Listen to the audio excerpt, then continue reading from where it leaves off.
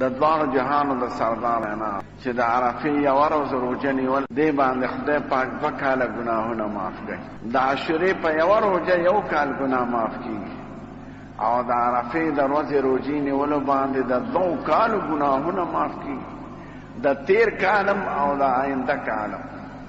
نو د جن څه پته لګي سړي که روژه ونیوله روژه څه شی دی؟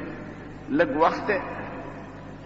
نو خدای پاک په خپل فضل و کرم کې یو بهانه غواړي. نو که سړي یو روژه ونیوله د عرفې د ورځې نو 2 کاله ګناهونه پرې معاف کېږي.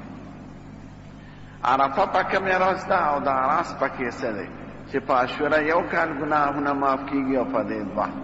میاشت چونکې د ګل په شپه ښکاره شوې ده په اللهم او زه په خپله پکې نو د ګل په شپې نه چې حساب شي نو ګل او ګل 8 او 9 چهارشنبې پر ورځ لوی اختر دی.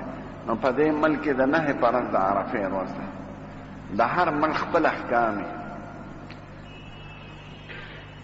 دا د احادیثو کتابونو کې بابونه دي. په ترمذی شریف کې په مسلم شریف کې بابونه دي. باب فی ان لكل اهل بلد نویتهم، د هر وطن خپل لیدل معتبر دی.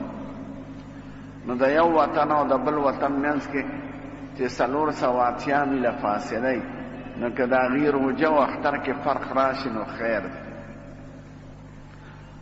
نو دا به نه وایه چې سعودي عربو کې داسې دی نه، موږ د دې ځای تابع یو. منځونه هم د دې ځای دي، خوراک هم د دې ځای دی، اوقات هم د دې ځای دي، نو روژه به هم د دې ځای په حسابه وایه.